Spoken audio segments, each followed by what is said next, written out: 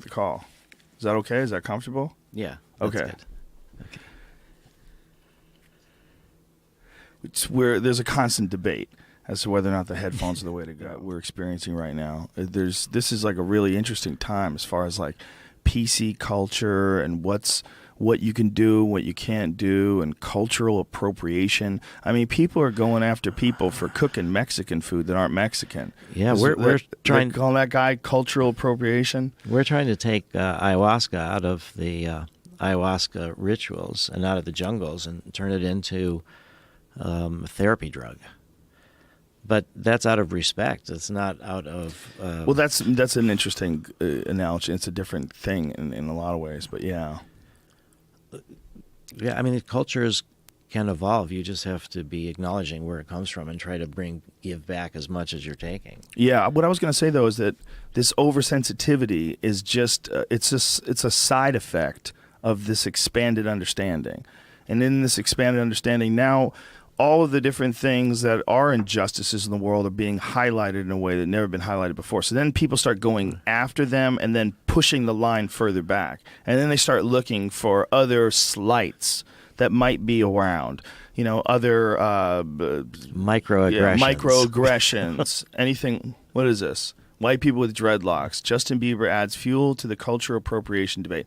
First of all, ladies and gentlemen, all you have to do is Google dreadlocks. That's what I did. And I found out that the fucking ancient Greeks were like the oldest people that wore dreadlocks. Like they believe it might have come from the ancient Greeks.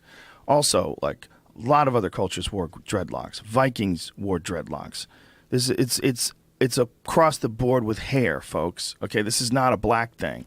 Not only that, that's not what cultural appropriation is. Okay, that's just style. What cultural appropriation is like, say if these Native Americans had a specific style of clothing that if you wore it, you were a shaman and you were a sacred person, or you had a headdress that you wore during very intense spiritual ceremonies, and someone just started wearing that for fun. Someone thought it was cool to wear that for fun. Well, then it becomes offensive, and that's cultural appropriation because these people have this ritual, this very important sacred ritual, and this one part of that ritual you are defacing, you're mocking it openly, and it's offensive to them, it hurts them.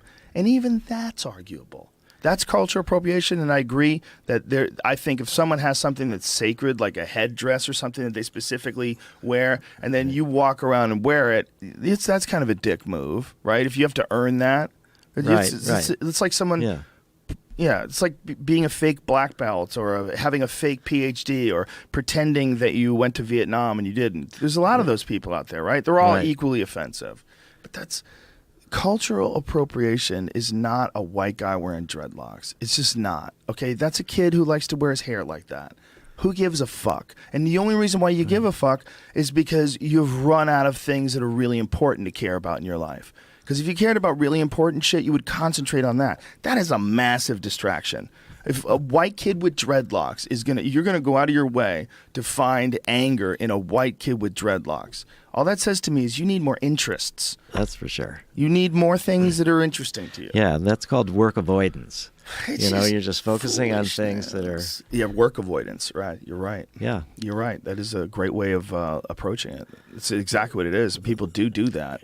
Well, there was a class at leadership at the Kennedy School that I took. It was taught by the only psychiatrist on the faculty, Ron Heifetz, and that was a big concept, was that, as a leader, there's just so much work avoidance being done in different ways, and how do you help people focus on